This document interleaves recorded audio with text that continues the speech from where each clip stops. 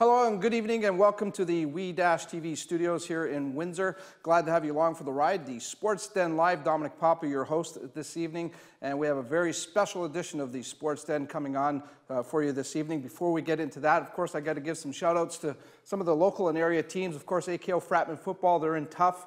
They'll play their final regular season game this upcoming weekend against Twin Cities in the Kitchener area. Coach Mike LaChance and the gang have, of course, qualified for the playoffs. They are awaiting a ruling on a protested game last weekend against the London Beefeaters. Hopefully they'll rule in their favor. If they do rule in their favors, the Fratmen will still hold down first place at 6-1. Speaking of the playoffs, University of Windsor football team, their athletic program going in a very good direction right now. Joe D'Amore and the gang winning their 5th game of the season. They're now 5-1. They clinch a playoff spot. Another victory for them gets them a home playoff game, something we haven't seen here in a long time. They'll try to do that against the Carleton Ravens this weekend up in the Ottawa area. Good luck to Coach D'Amore and the gang from the University of Windsor. St. Clair College softball. This women's team is outstanding. They were out in Calgary, Alberta this past weekend playing in the Canadian National Championships. They come up a little bit short, Doug Wiseman and the gang there, coming away with a silver medal. Nothing to be ashamed of, a great performance by them. Congratulations to the St. Clair College Lady Saints softball team, a job well done. And of course, they're going to come back and play for the Ontarios, where no doubt they are favorites to win a gold medal there, so hopefully they'll be able to follow through with that. As mentioned, this is a very special edition of the Sports Den show. In, about a week and a half or so, the annual Hall of Fame induction dinner will take place here in Windsor at the Kubota Club. There you can see it, September 20, or I should say, I better get my months going here. We are in October, of course. So Friday, October 24th is the night of the 34th annual Windsor Essex County Sports Hall of Fame induction ceremony. And what the induction ceremony was going to do this year, I think this is a great call on the organizing committee on their part. They're going to recognize a few special teams. One of those teams is going to be the Women's Club 240 basketball team. They're going to be highlighted that evening, very deserving of this honor. And we have 3 members from that team who look like they still could play the game very well and probably still look very good in a uniform as well. Joining us on the show, sitting to the far side of the table, is Bev Clanigan. Am I saying that right, Bev? All right, she will be there that night. She joins us on the show. Welcome to the show, Bev. Thanks for joining us. Thanks for inviting us. Excited about the dinner? Yeah. Yeah? When you got the call, what'd you think? Well, I thought we were being inducted, really. Well, that might come still, yeah. I mean, they're working on that. It's a growing process. But just to be recognized, I think, is a nice gesture on their part. Yes, it is. Yeah, so that'll be a fun night for you. Yes. You'll enjoy that. We'll talk a little bit more about your basketball exploits in just a minute. Also, joining us on the set this evening, an outstanding athlete. She's also the recipient of a Legacy Award with the Westby ceremony. Sherry Martin is with us. Welcome to the show, Sherry. Thank you. Boy, all these accolades finally coming your way. Wow, that's a long time. Yeah, not a bad thing, no? No, not really. What's it mean to you to be recognized like this? Oh, it's an honor. Us ladies have been playing for a long time, and we've won lots of championships, lots of gold medals, lots of everything, and it's nice that the city recognizes it. Well, the city, I think the city, but also we got to give shout out to the staff at the Hall of Fame. Oh, definitely. I think those are the people that really need to get the pat on the back, the organizing committee that puts all of that together. So I think, again, it's a great call on their part to do this. And I know you were a big part of that team. We'll talk about some of those championships in just a moment. Also on the set with us, another outstanding athlete. And again, she's the lady I've been communicating with throughout this, and she's been just outstanding to work with, and I'm sure she's going to do a great job the night of the induction ceremony. Patty Harrison is with us. Welcome to the show, Patty. Thank you, Don. You're living over in Detroit now, though, right? Yes, I am a Detroit resident. Okay, that's okay. We like Detroit. I like it. I like it. We think we're part of Detroit here, just like they think we're part of them. We're close. Yeah, it's all good. It's all good. What do you remember about your playing days most? What stands out? Is there any one thing that you can say, wow, this is what really I will remember all the time? Well, from a playing standpoint, I probably have one point of view, but from another point of view, I would think Bill Thompson's memory is probably the most memorable thing in my mind, because he was the heart and the pulse of Club 240. There wouldn't have been us if there hadn't have been him. Yeah, you always need those people behind the scenes to keep things going, don't you? Even then and even today, you still need that, that's for sure. So, okay, well, in a moment we'll get into all of this basketball discussion. If you want to get involved with our show and involved with our discussion, we'd love to have you tweet in. I always say Twitter in, but it's tweet in. You can see our contact information right there. If I have time, I will read a couple of the tweets that do come in. And also, don't forget, you can watch this on our YouTube channel, the WeTV YouTube channel. You can see the information there at the bottom of the screen. You can join us on YouTube at youtube.com, Windsor Essex Television. We have it available in many, many places for you to take it in, and hopefully you enjoy it. Okay, ladies, Club 240 was the main sponsor back then. I know a lot of the members of Club 240. What a great group of people. Their history is amazing, much like the women's basketball program that was created there. Club 240 was a big sponsor back then. When it was approached, I'm taking it was Mr. Thompson that approached it and got this ball rolling with Club 240. And he come to maybe the three of you or a couple of other ladies that were on the team and said, look, I'm putting a basketball team together. Interested in playing? Is that how this all came about? No. No, it didn't happen that way. Bev, okay, well. Go ahead, Bev. All right, go ahead, Bev. Give us a story. Two of us that were still on the team played for the Sportland Aces. Bill approached us, and we didn't have any place to play. And he approached us and asked us if we'd like to play for the Sportland Aces. So the first year we went out and played for the Sportland Aces, and that's when he went out and got Club 240 to sponsor us. And after that, it was Club 240. Okay. Now, the Sportland Aces, what league did they play in, or what were they part of? Just regular, like we do. Okay. So were they part of a league, though, or No, we just played against other cities. other cities? So it was a travel team? London, Hamilton. Yeah, Okay. Montreal, Ottawa. Yeah. Okay, and how did that team fare in that league? Good. Yeah. First year we did very well. Now, were a lot of, were the club teams, now, years ago, high school athletics were basically club teams, correct? Yes, no, maybe? No, So not did really. the club thing happen after your high school days? Yes. Yes. Yeah. So this gave you an outlet to continue pursuing your careers.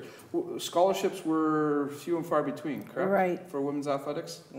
How do you feel about And that? the scholarship was only it was kind of like a bursary, $200, that's it. Yeah, that was it, eh? Yep. Of course, they didn't get what the men got back then. No. Right. Yeah, so, I guess, maybe how discouraging was that for you ladies being, great athletes in your own sports in your own right?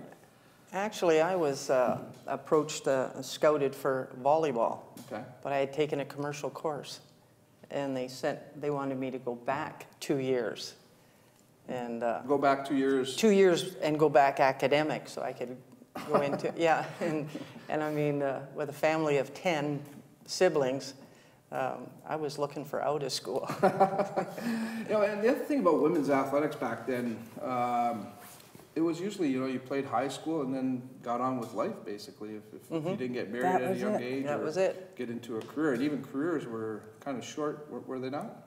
Yes.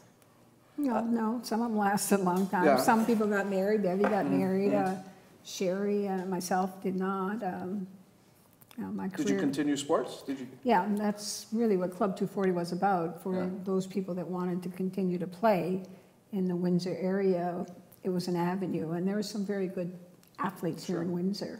Always has So- good athletes in Windsor. Yeah, so it was, that's why we were so successful, because we had a lot of great athletes here in Windsor that played basketball together and basically, won Canadian championships with it.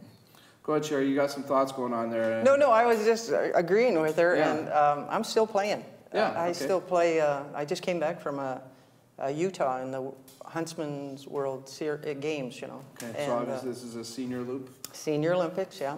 Yeah. And it's a big thing going on. Back then, even today, I mean, let's face it, there's great female athletics. You have the WNBA now, which is a professional women's basketball league, but women's participate in the Olympics and they have a strong showing there. But they still don't get the credit that male athletes get. Right. What was it like back then? I mean, here's this Club 240 team winning championships. Did the public take you seriously? Compared to the men, when the men played, they had all kinds of spectators. When the women played, we had a lot of family. Yeah, Family and friends. family and friends. Right. So typically, how many would be at a game? 30, 40, Yeah. whereas the men had 70, 80, 90, 100. Yeah, yeah. And where would you play? Like in high school gyms? Yes, High school gyms? like the Kennedy Collegiate. Kennedy Collegiate. That was the main home for Club 240? Yes. Yeah. Okay, so how did it work? Give us a typical week when you're playing for this team. Was it practices through the week and then travel on the weekend? One night, One practice a week. Wednesday night, Okay. and then we travel on the weekends. Or weekdays. Or- And yeah, sometimes some we probably weekdays. played about 35 games a season. Yeah. And most of them were in another city. Okay. We sometimes went by car, we went by plane, we went by train. Yeah. Bill did a lot of driving. I guess. I guess. But by we- plane though, too. Oh, yeah. Well, Oh, yes. we went to Montreal. Newfoundland, Prince Edward Island, Vancouver, Thunder Bay. a lot of places So we had to fly not into. a bad gig then, really. Oh, it was Yeah. fun. You It got was to great. Play a sport you love and got to travel a Yeah. little bit. And was that part of all the championships and playoffs and things like that? Or? Well, usually, because we're so spatially separated, like Ottawa, there's, Toronto, there's Waterloo, what would happen, is that we'd play in a round robin tournament. So if we hosted a tournament, we would play maybe 5-6 times during the weekend. And then the OLBA was sort of overlooking the whole scenario, like we were under OLBA, No, whereas OLBA, Ontario Ladies Ladies Basketball Basketball, Association. So they kept track, and we were ranked according to how we wound up in these tournaments. And we very seldom even lost in the tournament, so that qualified us to play for the provincial eventually. Now, the OLBA, how many teams were in it? About 12. Yeah. 12 teams? Yeah. And About again, this was kind of like a select league or an elite league? Was this the highest level of basketball for women at that For point? us at the time, yes. Other than university, it was. And we played university too. Well, I'd even disagree with that, because universities played in our league. Yeah. Yeah. Yeah, we They played with university. That's us. true. So there were university teams as part of the OLBA? Right, Yeah. It was yes. part of And the this was league. because there wasn't an OUA, which Exactly. exists Exactly. today. Right. Right. Okay, so what was that like? Because I would imagine the university teams were maybe a little bit younger than Yeah. And they club probably weren't teams, as they would strong be, yeah. either. Like, we used to be, University of Windsor was practice sort of for us. Yeah. It was a- Whereas University of British Columbia, who won 3 Canadian championships, we never beat them. They always beat us, but they were always our best competition. University of New Brunswick was in it. University of Ottawa was in it. So there's like 4 or 5 different university teams that played in our league because it was better competition. Yeah, and I don't think there was a league that existed back then as well for OUA. No. So this made a lot of sense for them to participate in a league like this. How many games were played in the schedule typically? Oh, I'd say about 25, 35. 35, 40 games. And then a Because playoff, we play 7 or 8 in one weekend Yeah. sometimes. Really? In a weekend. So you would go to a location and play 7 or 8 games? Now it would all be like a tournament style? Yeah. Yeah. mhm, So yeah. there'd be other club teams or schools there participating on a weekend? Well, there's 12, 18 teams at some point, depend, maybe we'd play in Ottawa and maybe Montreal didn't want to come, so. But at any given time, there are about 18 teams if you went all the way across Canada. All right. And tell me about the caliber of play then. How good was it? I mean, you look at today what's going on, and obviously it's different today. I mean, Each trade- year it Yeah. got better. Yeah. Yeah. It, Well, when It we was a first good- started out, we yeah. couldn't even, I hate to say this, but, we only played 3/4 of the court, so, Yeah. we've come a Yeah. long way. like you could only go 3/4, like the forward and the guards. We they- go way yeah. back to then, because Yeah. we were dainty. Yeah, two-thirds of the floor. They didn't want us to hurt ourselves, Yeah. so we could only play, like, they'd stand there and try and reach Was- over and grab the ball. You could only play 3/4. So the guards would guard the forwards, and the Yeah. same thing at the other end. And Well, then- if anything, folks, we're getting a good history lesson today on the sports then, that's for sure. Well, obviously there were a couple of players that could cross over the line. Well, how would you score any baskets? How Just the well, forwards. forwards could only score. shoot. Okay. Actually, the So forwards. the guards had to get the ball down to the forwards so they could shoot. So the guard can go 3/4 of the way, then They had to stop behind that line. and That's then- how basketball started. yeah. Well, I knew there were some kind of rules like It was that. really certain weird. Players couldn't go certain areas. Now, when did this all start? What year? It was my first year of high school we played it, then it changed, so it had to be I don't know, in 60s, up until You're about 60. Around 64 is when they went to 63. men's rules. No, Oh, 63. 63 with Yeah. men's rules? Yeah. We Okay, started but how many playing- years did you play before that with these? Would be in high school.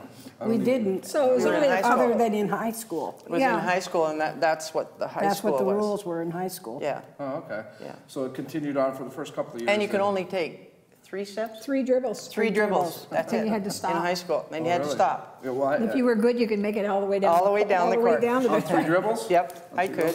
Were you that good? Yeah, I was Were too. you that good? Yeah. Could you do it, Bev? Yes. Yeah, all right. I'm going to take a quick time out. We've got to take a commercial break. We're going to continue on with the history lesson here of women's basketball in the area. We want to talk about the Canadian championships that they participated in, also the provincial championship. I believe there was 9 provincial championships and 6 Eastern Canadian championships. We'll talk about that with these ladies and talk about our Club 240 basketball right here on the Sports Den after this. Imagine a place to climb, to tumble, to fly, to run, to glide, to achieve, where a sense of health, friendly competition, and growth all come together. Can you imagine that place, that destination? We have, and we're building it right now in Windsor, with a planned development of almost 200,000 square feet of athletic playground, and that's just on the inside.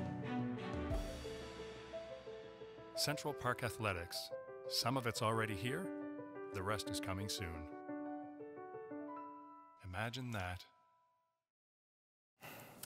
Welcome back to the Sports Den. Thanks for sticking around. Dominic Papa with you again. If you want to get involved with our discussion, there's our Twitter address. You can tweet us, or if you want to watch the broadcast on our YouTube channel, by all means, get onto the internet and join us there. We're being educated tonight. A history lesson in women's basketball. Of course, the 34th annual Windsor and Essex County Sports Hall of Fame induction ceremony is coming up in about a week and a half. If my producer can throw the information up right there, Friday on October 24th. At the Kubota Club. It's the inductee class of 2014, and they're giving special recognition awards to the Kennedy Relays event and also the Club 240 women's basketball team. And we have 3 members from that women's basketball team joining us here in the studio at WE-TV. Bev Cunningham is with us, also Sherry Martin in the middle of the group, and Patty Harrison joining us on the show. And I've had an education here tonight given to me free of charge. I'm very grateful for it, ladies, and thank you for doing that. Squirts. I want to talk about squirts. They weren't shorts. They were sports. They were squirts. Tell us about squirts. I never had to wear them. Oh, really? I wore shorts. Yeah. When did you start wearing shorts? Because we had to wear Wait, shorts. it's my show. I'm supposed to ask questions. Okay? When did you start wearing shorts? Right in high school. High school. Okay, so you didn't do the squirts thing. No. How about you, Sherry? Just 1 year, and then I didn't care for it either. Okay. So now, did you then I have a went to choice? shorts. I went to shorts. Okay, and yourself, Patty? I think I wore skirts for a couple of years, but Yeah. when they were playing the 3/4 court, you had to wear skirts then. And I played 1 year where I could play Yeah. 3/4 of the court. And Okay. that's when And it I was wore like the a little skirts. dress on It was top. all part of the Yeah. female image, you know, we didn't want to hurt future mothers, Is that what they were worried about? I guess, Oh, I yeah. don't know. Really? Yeah. Okay. So you got rid of them, though, obviously. Yeah. And how important was that to women's basketball? Little things like that, I would imagine, were big to get those things Yes. changed and kind of get recognized on the same level as men's basketball or men's athletics. Yeah. How important was that? It made a big difference. Why? We were freer to play. Yeah. Okay. We could do more out on the floor. And I think it helped us to hone our basketball skills. Now, do you think something like that was almost a detriment at the time to the sport, to females getting involved with sports? I think it slowed it down. That's why, you know, WNBA has taken so long to get where it is, because I think we've always been behind the male counterpart as far as development, skill levels. They haven't been available. There's always talk about, especially today in athletics, how women women athletes can compete with men. Maybe in some sports they could. Back then, was that comparison being made at all, or was there talk like that? No. No? Well, ahead. no, We there was weren't no talk. compared to the men. You're just talking basketball, are you not? Well, about anything for that matter. I mean, you know, there was the famous game in tennis with Billie Jean King and Oh, yeah. Bobby Riggs, Yeah, right. things like that. And I know on the golf circuit, there's been some comparisons over the years, things like that. But no talk like that back then. I mean, Well, I competed at Windsor Raceway with the men driving. Okay. I was one of the first women there to drive Harness against the racing? men, yeah. Oh, okay, Yeah. great. So- You've done it all, Sherry. I've done it all pretty But well. there was Yeah. nothing for basketball. Yeah. There was nothing like that in basketball, where we thought we could compete with the men in basketball. No, we wouldn't even, No. because we were just honing our abilities then. Because before, like I went to an all-Catholic school, and my goodness, you had to be careful. You know, you're going to get hurt. You know, like how could you want to play yeah, sports? well, that's what I Shame mean. on you. Yeah, shame on you. Shame yeah. on you. But we were way behind the men. But it didn't take long to catch up once we got into men's rules. Yeah. And Oh, for then sure. we enjoyed it so much that we just practiced, and I can do that jump shot. What do you mean? You know, so there, next thing you know, you're doing a jump shot. Now, is it fair to say, ladies, that basketball was the first sport that women really got involved with, and that could really start excelling at? I mean, you didn't hear about women playing hockey back then. Certainly now it's big. But you didn't hear about any hockey back then for women. Soccer, I don't know if soccer was being played by women back not then. soccer, no. Probably not. So was basketball kind of what about, and I would imagine maybe softball, baseball, or something There like was that. baseball, yeah. Yeah, so maybe it was basketball, baseball back then? Well, you've got, Faye Urban who played tennis, Tennis, so, yeah. she, Well, tennis has always been female. Yeah, so, That seems to be a sport Yeah. that has I always been think able figure to. skating was one that women sort of held their own in.